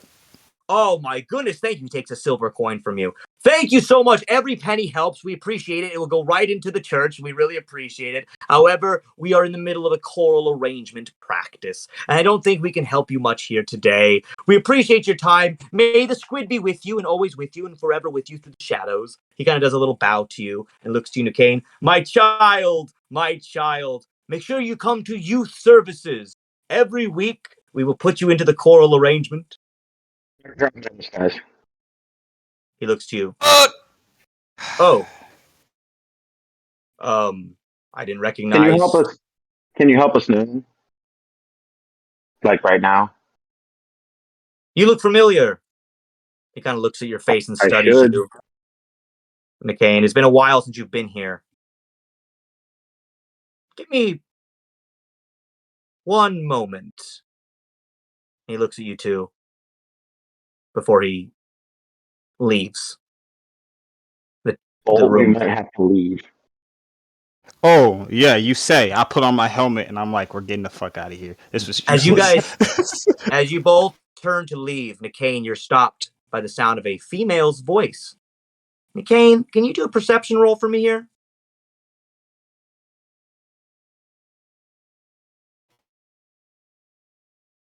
Oh my gosh. Oh. What'd you get? 19. 19. Okay. So you immediately recognize the voice, Nicaine. This is the voice of a girl by the name of Devon Rose. And Nicaine, you haven't seen or heard Devon in a long time.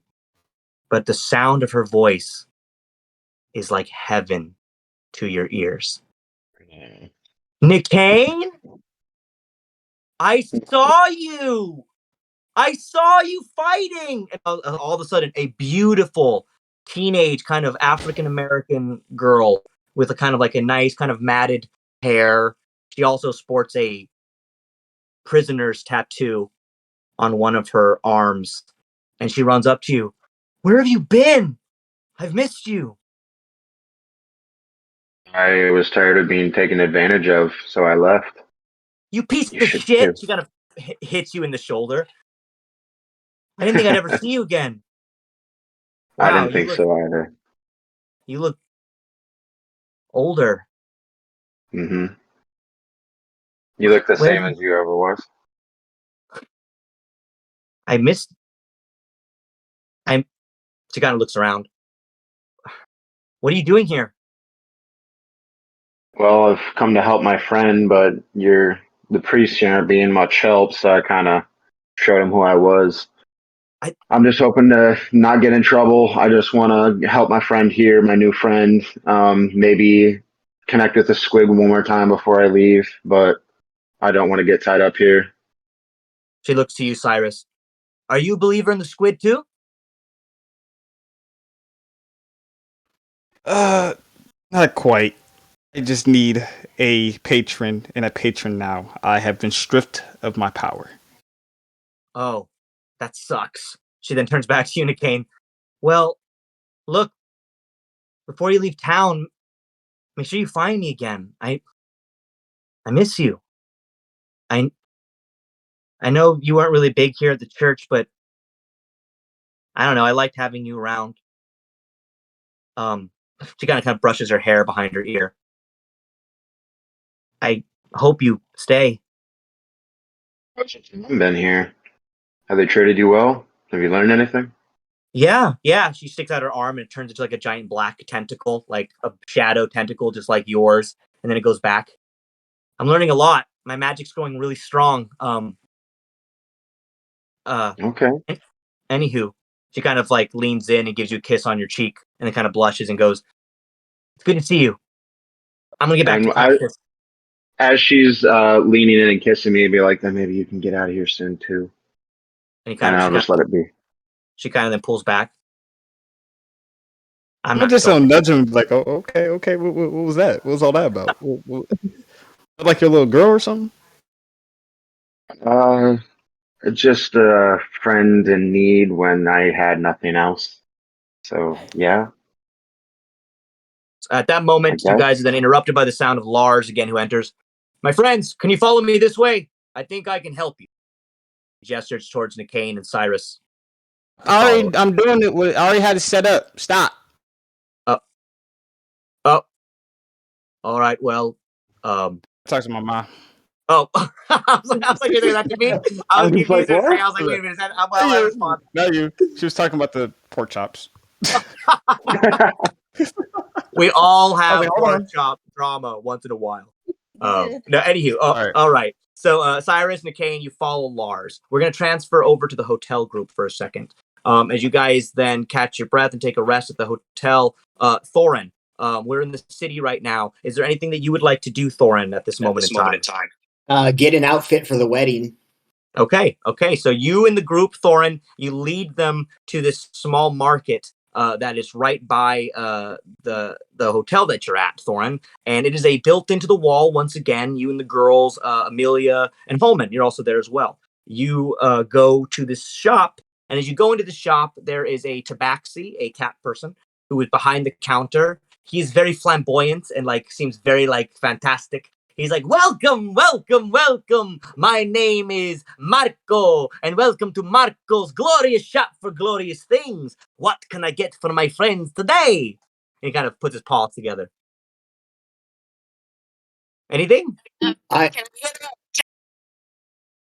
A wedding dress? Oh, you mean a dress for the wedding? Yes.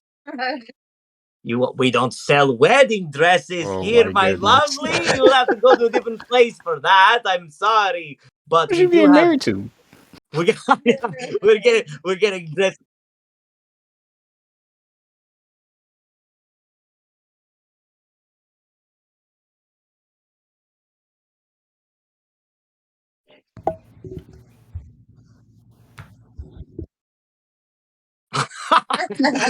Warp nipple I laugh. wish Cyrus was there. Oh my goodness. I would like a nice suit for the wedding. The tabaxi looks to you, Thorin. Now that we can do. And he kind of pulls out like a thing. You're a dwarf. Let's see. You're short. You're small. You're thick. You're beautiful. You're fantastic.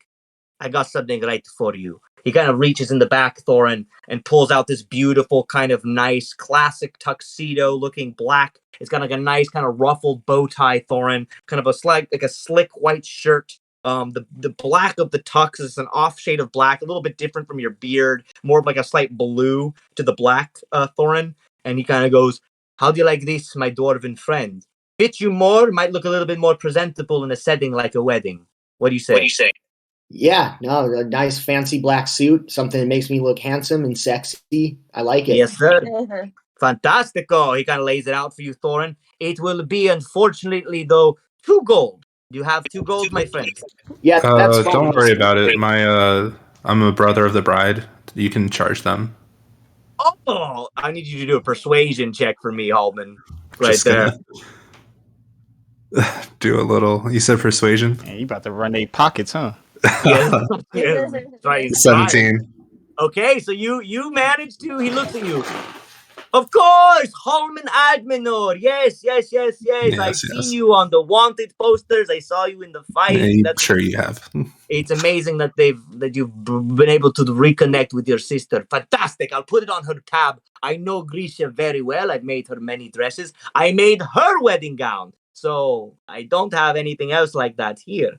However, for you girls, I do have a plethora of dresses and designs. Here you go, my girl.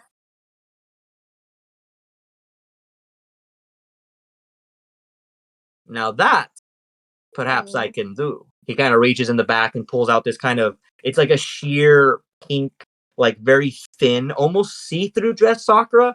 However, you see that when the pink shines, it seems to like kind of have a rainbow shine to it. When you put this on, any color you think, it will match. However, it is very expensive, 10 gold. Okay. My sister will pay for it. Don't worry.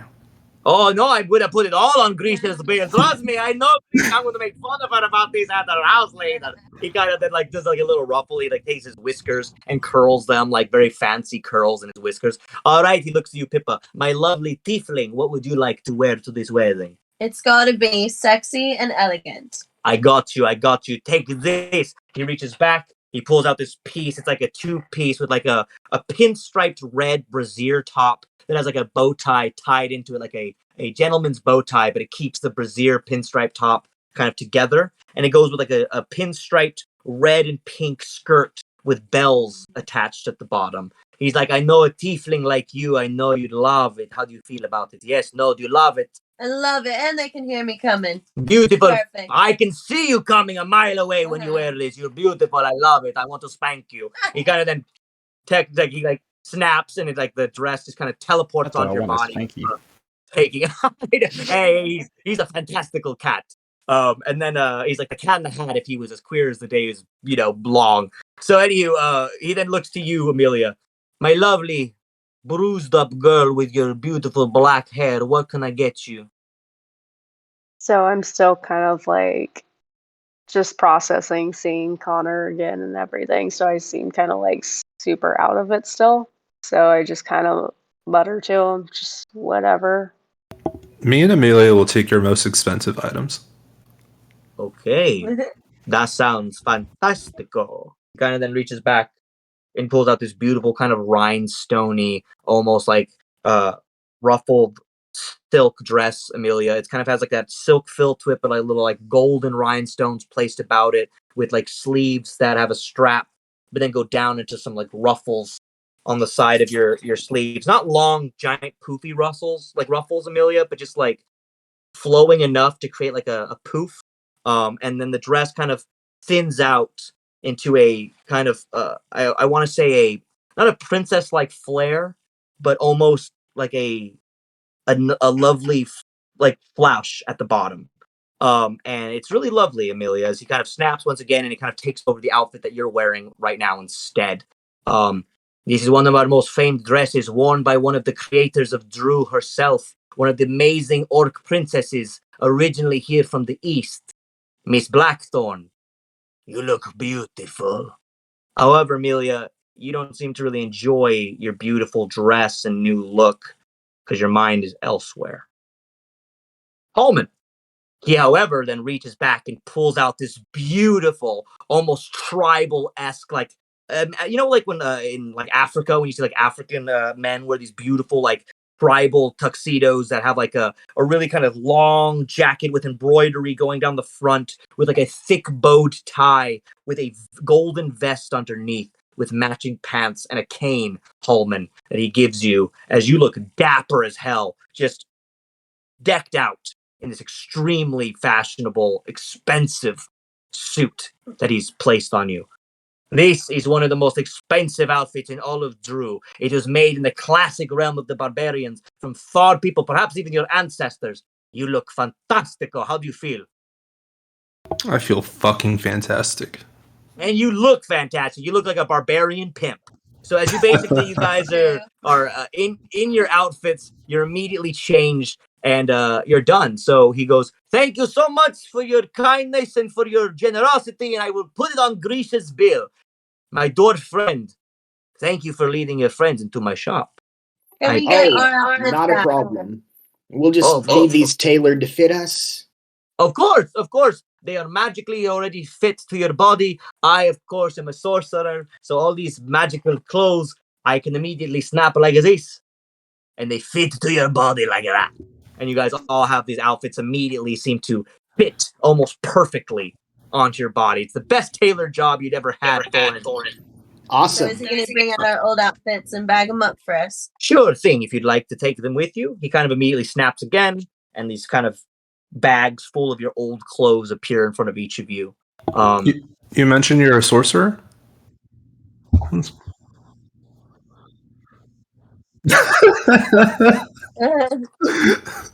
All right.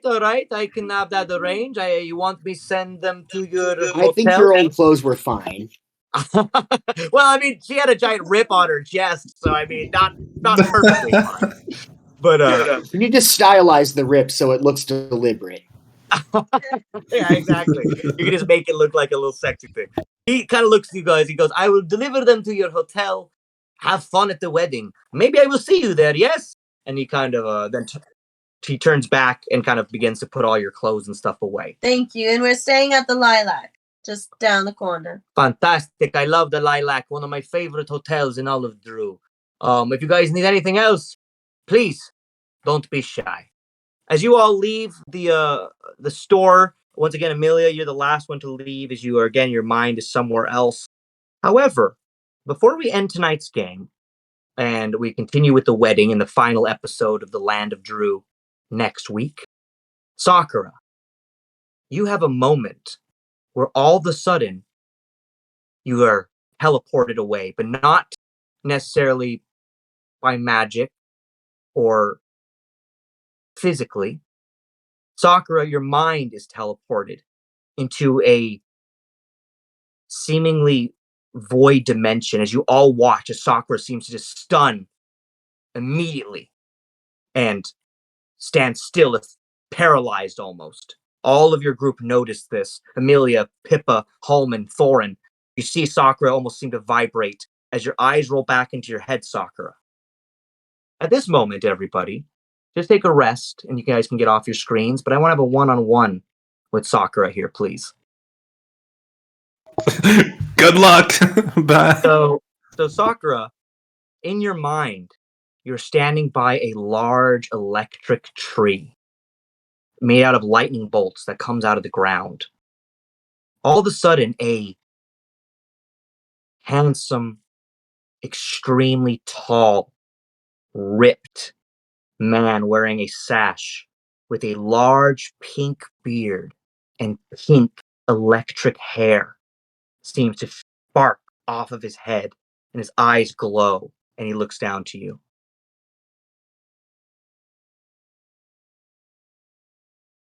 And he goes, "Daughter, it was bold of you to invite me to the wedding." And he kind of then teleports like lightning from above you, immediately down in front of you, Sakura. You're so beautiful. This is strange for me. I'm sure it's strange for you. But I had to meet you. And he kind of takes another step towards you, Sakura.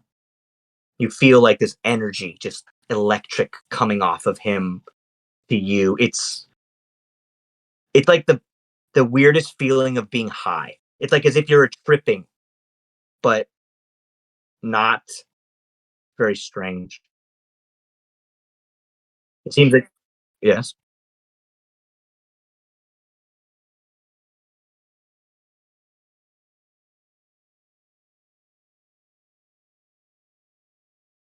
You're not wrong. Sakura, I've gifted you my abilities for a reason. You're the only daughter I have in this dimension that has them. I have other siblings that have had other children here, and you have siblings, other children that I've had here. However, you're the only one that I've given my gifts to. I need a replacement one day in my realm. Somebody to live on Olympus with me. When you pass away from whatever dimension this is, if you can prove yourself a hero, defeat all the demons sent by your stepmother, and you will be allowed in. Olympus will be your home. You will live forever as a goddess there. Only when you become a hero. Think Hercules. I am on my wings. That type of thing. I will find my destiny. That type of whole vibe. But he kind of then looks to you, Sakura, but he goes, I have a gift for you, though. I'm sorry I haven't been around. How's your mother? How is Eve?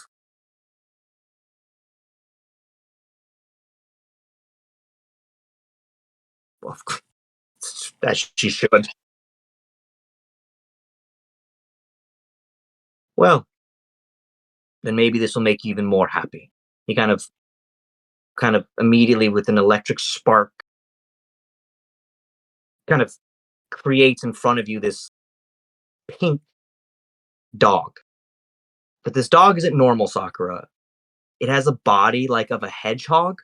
Like the back of this dog has like spikes that like it can roll into a ball, and it like can roll around, but then when it unrolls it has like the face of a wiener dog kind of. And it Yeah, like an armadillo creature animal. And the dog, he goes, this is yours. It is a gift from the gods, and raise him well, as he shall watch you and protect you through my eyes. And he kind of hands you this little puppy, kind of pink, spiky dog, and you take it. Sorry, my daughter. I don't know. I haven't named him myself. What would you like to name him? What's your favorite thing to eat?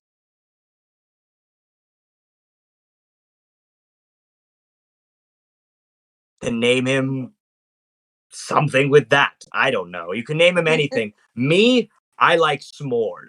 As Zeus kind of all of a sudden he like makes a s'more just appear like in his hand. I don't know. Maybe you can name him S'more. And he kind of just makes the s'more then disappear. Something that I'm partial to. But you can name him whatever you want. He's yours. Sonic? Oh, okay. Oh, I get it. You cheeky little thing. Okay, so at that moment, Sakura, he kind of sticks out his large hand, and you feel the electricity come off of Zeus as he gives you a touch on your cheek, and you shoot back out of your trance into reality. At that moment, the rest of you watching, Amelia, Pippa, Thorin, Warp Nipple's there as well too. You all watch as Sakura shoots out of her daze and back into reality. A lightning bolt shoot out of her, which is not uncommon for Sakura at this point.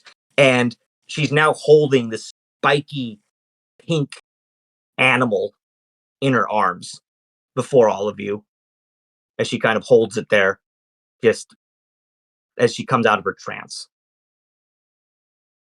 Oh, that's so cute. But what just happened? You okay?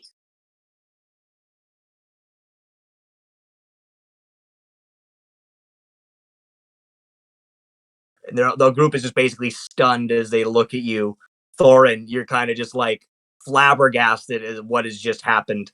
Everybody's just kind of looking at you, Sakura, as you hold this cute little creature that unrolls from its spiked ball and kind of does a nice big yawn with its little kind of dog mouth and goes like, and just kind of rolls back into a spiked ball into your arms, Sakura. All right, everybody. This is Sonic. And Sonic kind of just pokes out his little head, like, and he kind of just sets out little sparks come off of his little quills as well. All right, everybody, this is where we're going to end today's episode of Spicy and Dicey. Next week, we will return and we will head into the Hallsworth Admanor wedding and finish the chapter, the land of Drew, with now a new friend joining our party with little Sonic coming into the fray. And we will continue the story and see what happens with Cyrus and the Shadow Squid, Thorin and Brandy, and what will happen at the wedding. Next week on Spicy and Dicey. Everybody, let's come back and play some D&D. All right, everybody. Mwah. Mwah. We will see you next week, everybody, here at Spicy and Dicey, 8:30 p.m. or wherever you are. But 8:30 here, LA time. Mwah.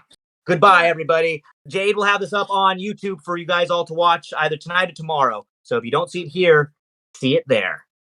And we'll talk on here, everybody. All right. Peace.